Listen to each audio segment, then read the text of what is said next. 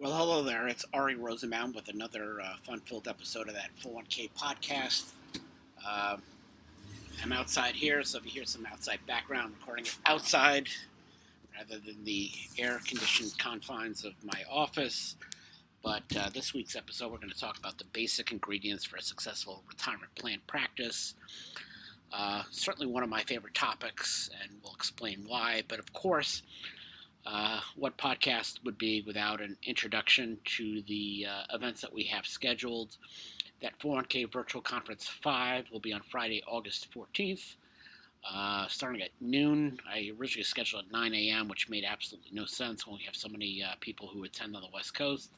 So it'll be noon to about 2:30, working on some lineups as to who will present. It's going to be a fun event, of course.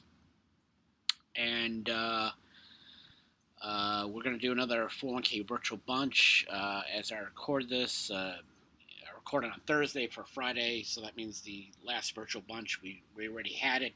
We'll have one on August 13th, the day before the virtual conference, 4 p.m. That's a Thursday, August 13th. It's a nice half hour, 40 minutes to talk about retirement plan topics. We'll schedule a guest, and to me, it's a lot of fun. And then, of course, as we plot as we were going to do with the live events for 2021, hopefully we can have them. It's. I think back in March, I thought, this will be over by the summer, like everybody else thought, and here we are, in a lot of sporting events, and are not going to have any crowds throughout 2020, so. We'll see what's going to happen with Vegas if we have it in December or maybe push it back to February.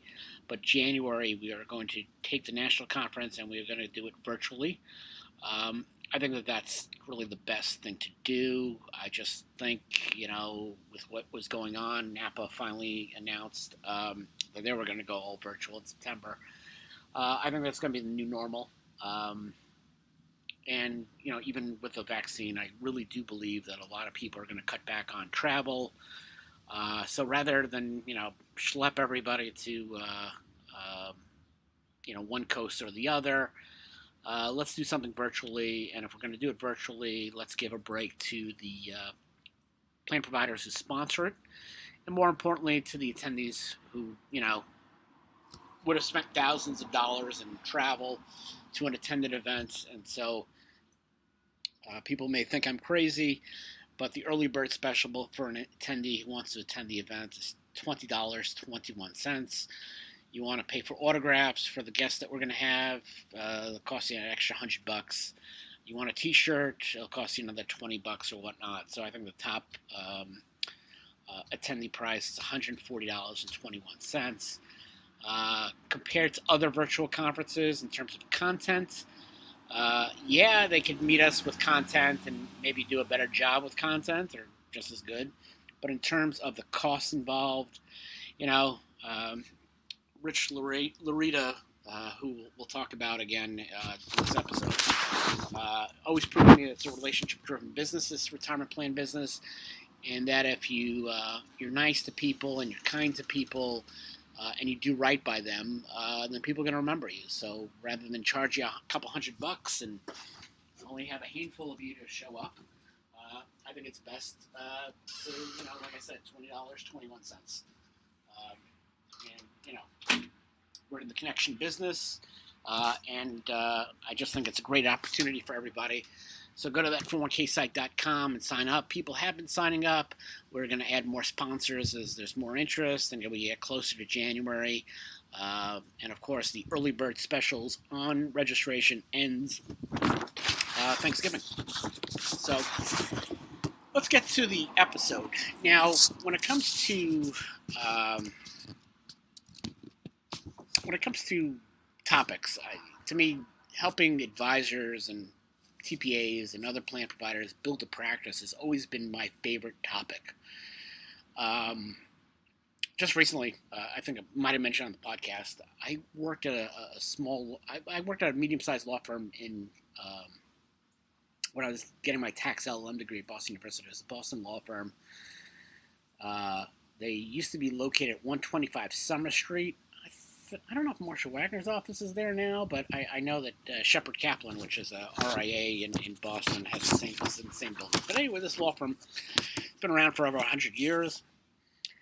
And what was really odd was a handful of their real estate attorneys just split off and just started their own practice. And we're talking about partners who were, at the firm for 50 years plus. And the law firm had a kind of weird blog post about the change where, it was just very patronizing to the attorneys, while they wind down their careers and kind of make an issue of their ages and kind of make issue that, one of the partners wanted to have the practice closer to his home.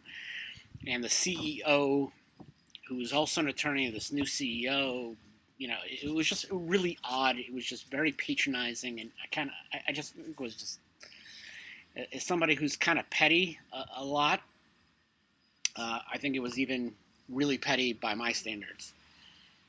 So long story short of it, one of the partners was really, really nice to me, and I reached out to him, and I just wanted to tell him, you were nice to me. I remember who was nice to me, and I especially remember who was not nice to me, and I wish you best and whatever. And and I heard back, and he thanked me and whatnot. When you're starting out in this business, or any time in this business, I think that I don't know, I can't speak for you, but I remember the people that were nice to me and the people that weren't. And one of the nicest people is Richard Larita, which we'll discuss. But when I started Meyer Swazi as an associate attorney, I thought one way to drum up business is to write helpful articles to advisors and providers and help them get clients and kind of give them some tips on, how I think you can be successful. And so I think the number one thing for a plan provider to be successful is to really develop a niche. To me, the ability to stand out. I did become one of the top 5 or top 10 ERISA attorneys in the country based on my rugged good looks. I stood out because I developed a niche with the flat fee billing and, more importantly, the articles and all the social media and all that kind of stuff. But the idea was I was going to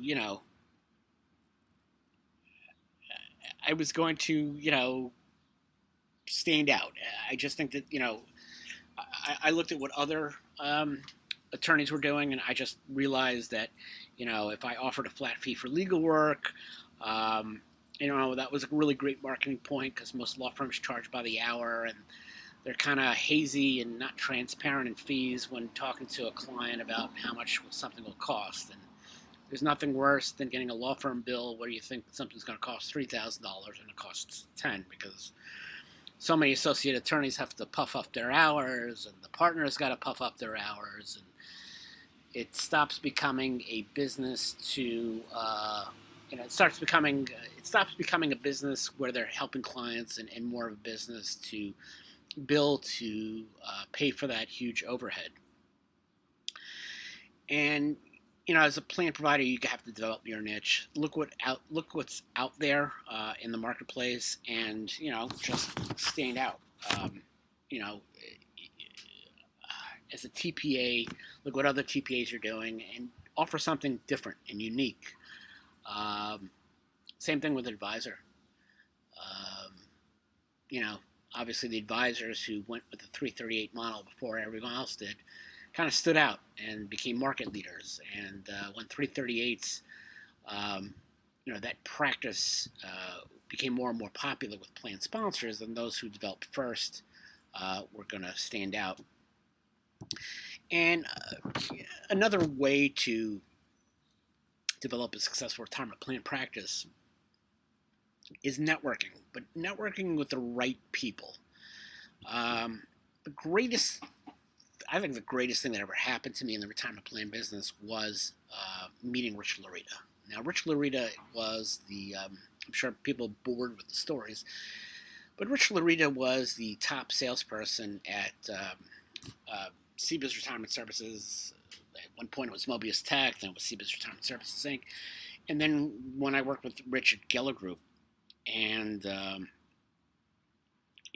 Rich, in between CBIZ Retirement Services Inc., all their plans and whatnot, that business was purchased by BICIS, which became Census, and Rich left for another TPA, and he was kind enough to recommend me this TPA, which was Geller Group. He talked to Sheldon Geller and he said, you should hire Ary. He's really good. And Sheldon Geller's like, what do I need another risk attorney? But, Sheldon interviewed me, got me a job, and within 6 weeks, I was the head of risk attorney at Geller Group, whatever, that means. But Rich was a larger-than-life character. He was the type of guy you wanted to be near. I mean, he was just the life of the party. He was so much fun. He'd, bring me to sporting events and this and that, and he didn't have to. Rich, he knew that I knew a thing or two about ERISA, and Rich couldn't spell 401k if you spot him the 4, the O, the 1, and the K. So, he developed a relationship with me and would go to client meetings and whatnot. And so many connections of people that I still, some of my near and dearest friends in the retirement plan business are people that I met through Rich. Larry Davis, who, if you've been to a live in-conference event, Larry Davis is the guy who books my athletes and usually shows up at these events. I met Larry Davis through Rich. I met Larry. Larry was a vice president at Steiner Sports. He developed a relationship with Rich. So sometimes when there was a signing at the Roosevelt Field Mall, Rich would be asked to help out security and whatnot, and Rich would talk to Larry and let me cut in line. When Reggie Jackson was there, when Goose Gossage, first time I met Goose Gossage, and Tino Martinez, and, a lot of people back in the day. But really, and then some other people, Bill Shorries. Bill Shorries is a great friend. He's DCIO with Invesco in the New York area. Bill Shorries was the first plan provider to commit to that 401k conference at Citi Field, the very, very first one. And, I've seen him, he was at the MetLife Stadium one. Hopefully when we do Yankee Stadium one of these days, hopefully when we have live events, hopefully Bill Shorries will be there. And, networking with retirement plan professionals really is about developing relationships, and it's not trying to sell them. It's trying to sell you their services up front. There's nothing worse. Again, I go on and on and on. When you go on LinkedIn and somebody wants to connect to you, and I'll be honest. Right now, automatically, if you are in certain industries, I will not accept your LinkedIn invitation. Those industries tend to be with marketing, digital marketing, SEO, websites, people who work with attorneys in developing their practice, any provider of litigation support, since I don't do litigation. So it's like, with LinkedIn, it's like, I want to connect with people that, are good for my business, and somebody trying to sell me something isn't good for my business. It's good for their business. So I avoid that. But then you'll meet plan providers, advisors who, I recently, somebody from one of the big insurance companies reached out, like a local advisor, and said, "Oh, you want to work with me? I'll give you, we have a program where, you get back, 25, 50% of the investment fee." And I don't want to go in legality of that, but I be honest, when you're an attorney and you get a fee for legal work, I find it unscrupulous to collect another fee. And I know several ERISA attorneys, a very well-known ERISA attorney, one who's passed away. We'll talk about that person. There was an ERISA attorney who passed away not too long ago, Florida-based, and not only did he collect a legal fee, he would also collect a portion of the advisory fee from certain TPAs that were producing TPAs. And I'm spilling tea here, but I'm not using that guy's name. But he, like I said, he did pass away. And he actually, I know, he created another company to collect that fee, so the large law firm that he was a part of would not know that. But that's spilling tea in some ways. But I don't like any relationship where people are trying to offer me, wet my beak with an advisory fee that I did not earn and that it doesn't really belong to me. So dealing with Rich and dealing with relationships, he really taught me that, relationships take time, relationships require trust. But when you're nice to people and you're good to people, like, the attorney that I just mentioned, Neil Markson, they remember you. They remember, when I talk to advisors and they ask me a question and I never hear from them, and 5 years later, when they have something to refer me to, they will. It takes time. It's no quick rise. I remember years ago I was hired by an advisory firm. They were paying me, $500 a month retainer, and guy left his job to become an advisor, and within 6 months he was kaput. Which, to me, you can't give yourself 6 months to succeed in this business. When I first started on my own, I had a good friend of mine, Cherie Tallerman from Plain Perfect. She said, it's going to take you 2 years. And she was kind of right. It did kind of take 2 years before things really achieved the level of success that I needed. So developing relationships, developing practice, it's going to take time. It's like a garden. There are no shortcuts. And like I said, it's developing relationships over time. Don't go for the quick sell. I don't, as an ERISA attorney, when talking to advisors and TPAs, I don't say, "Oh, who's your ERISA attorney?" People know what I do. People know my solutions. When they need me, they'll call me. I don't want to be pushy. Maybe if I was more successful, if I was pushy, but I really doubt that. I really think that pushy people don't get that far in the business. I think that the most successful people I've met are people who really bother to develop relationships over time. Another key facet of having a successful retirement plan practice is recruiting good staff and keeping them. I spent 12 years working for others, 10 years on my own. Of the 12 years that I worked for others, almost 10 years were spent working for third-party administration firms. If I could say one thing about my fellow employees, is that good staff is very hard to find. I work with some very exceptional plan administrators. I think when you look at excellent administrators, I'll throw out a name over there, Jerry Chicalise, who's now with Simple Benefits. He's now in sales. He's based in Charlotte. John Grace, another great administrator. He's also in sales for Chernoff Diamond in Long Island.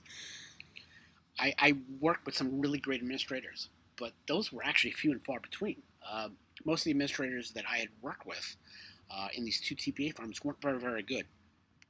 It had to do with a lack of training, and sometimes they would just find really inefficient employees. I worked for one TPA in particular where the guy in charge, the guy running the place, I used to joke that he would save $5 to save $1, and he'd be happy about it. One time when I, in the interim, I recommended him to hire a really great defined benefit plan administrator. I think the guy was fantastic.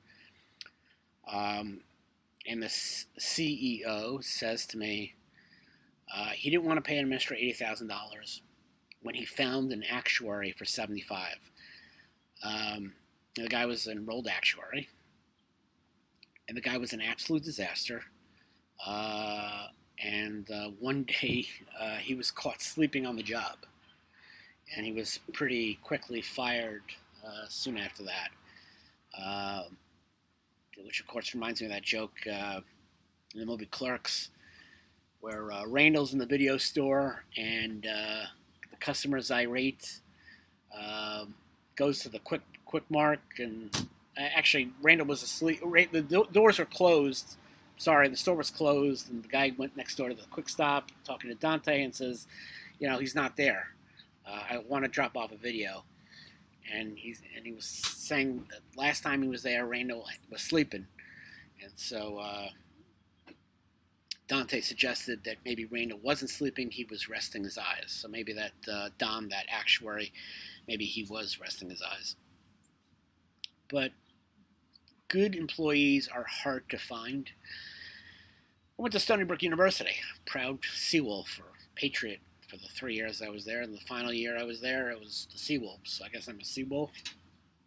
But anyway, CBiz, which was based in Syosset, about 25, 30 minutes away from Stony Brook, they would recruit heavily from Stony Brook. A lot of math majors and whatnot. And the problem was they never bothered to train these employees. They made these people, trade processors and plan administrators without really giving them the training that they need. And not only do you need to give employees training, but you also have to give them continuing education. I've come across plan administrators, 20 years experience, who are just dreadful because they probably didn't get the training at the beginning or never got the continuing education that they need. How many? I tell the story. It was in 2007, and one of the administrators comes up to me and we're talking about this plan, and he was telling me that the vesting schedule for the matching contributions on the plan is 7 years. And I said, that's impossible. And he says, why? I said, because they got rid of a 7-year schedule for matching contributions in 2002 on the RegTra. He didn't know that, They only administered the plan what was on the Relias system. So if a maniac put in the wrong plan provisions, and that maniac was the head of conversions, person, if you've read my books, and I really did not like the woman because she was a backstabber. But anyway, she would put in the incorrect information, so the plans would be administered incorrectly because nobody bothered to look to the plan file to see what was correct. I think at the end of the day, when I was at Meyer Swazi and I kind of knew that my end was coming over there, I said to myself, you know what? I had enough of working for other people. I needed to work on my own. I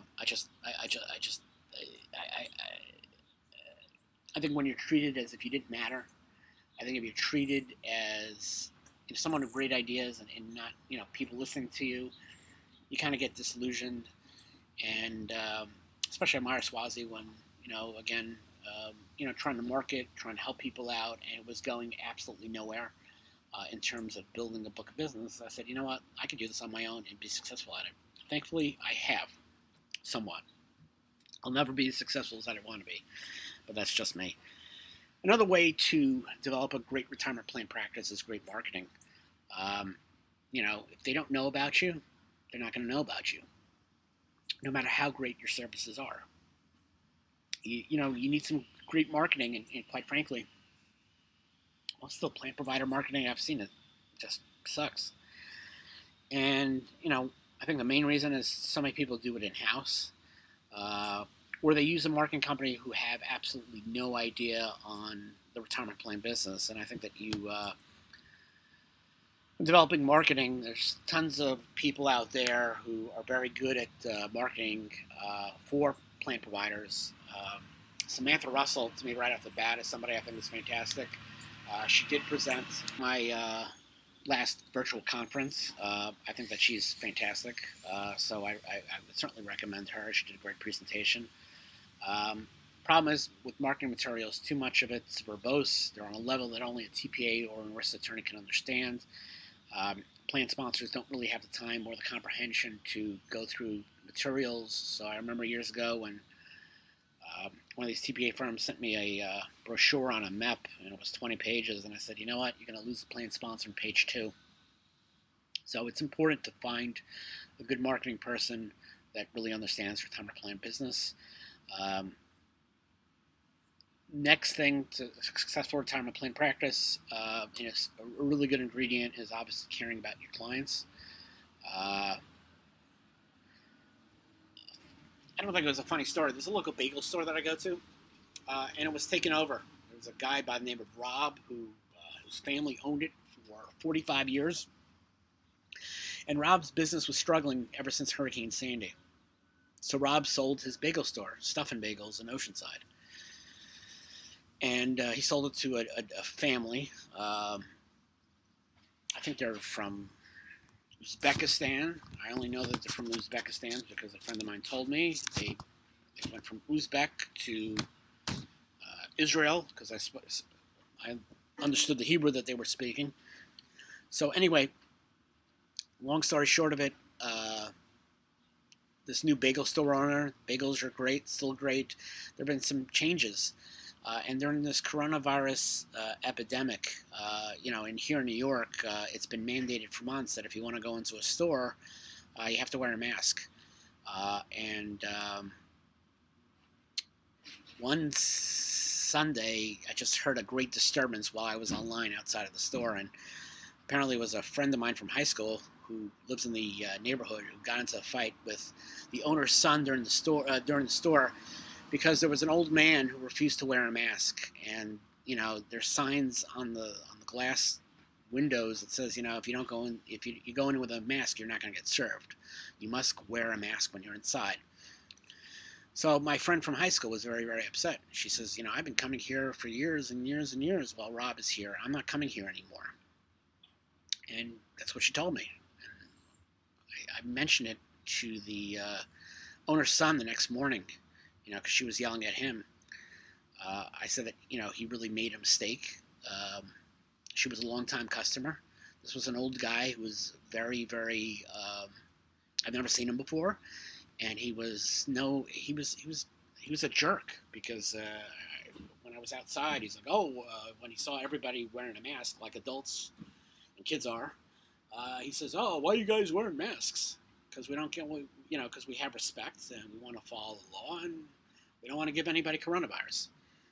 I don't want to be political and don't become medical doctors and tell me the efficiency of a mask. That to me is not the point. The point is the rules are wear a mask. I don't care if science doesn't promote that idea. When the governor says this is what the rule is, I'm not better than the rule. So anyway, I tell the son, you know what, you made a mistake. This woman was a long-time customer. Why did you do that? Why don't you just tell the guy, why don't you piss the one guy who wasn't wearing the mask off and then doing that instead of pissing off the 20 people behind him who were wearing the mask? And he says to me, you know what, he didn't want to get into a fight, and my friend from high school will be back because they all come back. They always come back, even though there are 3 or 4 other bagel stores in town. That's the wrong attitude to have. Your clients are important. You should never take them for granted. And it should be interesting that the bagel store, the son, I haven't seen him for the last couple of weeks. You can't make excuses when you goof, and you should never nickel and dime them. I remember when I left a certain TPA, they replaced me with 3 people, 2 ERISA attorneys and a paralegal. I would have stayed if they were just giving me more money, because I want to say the 3 people hired to replace me probably cost double what I cost at the time. But anyway, they replaced me, and it reminds me of the story in Caddyshack when Lou, who was running the Caddyshack, was losing money at the track. He started to increase the prices on Coke, and you don't want to hear that. It's not, who cares? It's not my problem. So anyway, they replaced him with 3 different people. So then they started increasing the prices. The plan amendment price went from $350 to $500. But what was more important, they started to charge for a safe harbor notice, $150. $150 for a notice where I simply in those days you'd search and replace the years and edit it, and it was pretty much the same notice as the previous year. Clients got upset by it. Don't charge me $150 when you used to give it to me for free. Uh, that's what I mean by nickel and dime people. Don't try to cheat them. Don't try to nickel here, nickel there. And I think when dealing with clients, empathy goes a long way.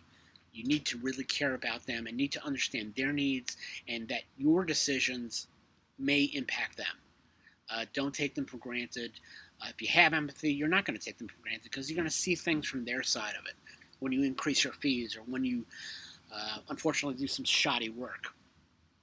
Your decisions on pricing and services and how you conduct yourselves don't end up in a vacuum. They might harm your clients, and they could harm the relationship you have with them and with other plan providers. And I always say, unhappy clients never leave. When they leave, it's because they're not happy. They're not happy about something. And last but not least, give me a call. Listen, it's a commercial plug. This is my podcast. Many years ago, I'm going to get in trouble for saying this, but many years ago, there were these regional events where you got to speak and you pay to speak.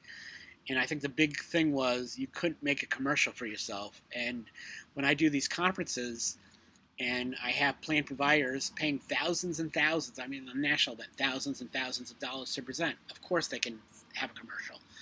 When you pay, it's a commercial. So I kind of laugh at that. But yeah, it's commercial. It's my podcast. So I'll make a commercial. One of the niches I developed as an ERISA attorney was an open door policy to retirement plan providers. You have questions about starting a business, improving your business. You have questions about clients. Give me a call. I've helped plan providers over the years. Some of them, a good chunk of them, probably half of them never brought me business ever. And that's fine. It's just my way of paying it forward. Just the way Rich Larita paid it forward for me in 2002 when he recommended me to Sheldon Geller Group. I will never forget that. He didn't have to do that. Of course, people will say, well, he did it what was best for him because he wanted to surround himself with people that he knew and he could trust. I get that. But, he paid it forward. I need to pay it forward as well.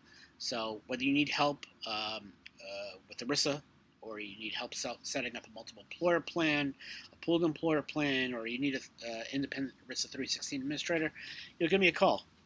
You know what I do. That's the extent of it. I should put that on my business card from now on. You know what I do.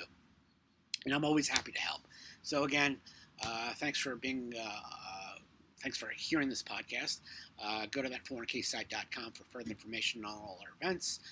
Sign up for that 401k Virtual Conference 5, 401k Virtual Bunch, and that 401k National Virtual Conference. Starting rate at $20.21. Thank you so much. Take care.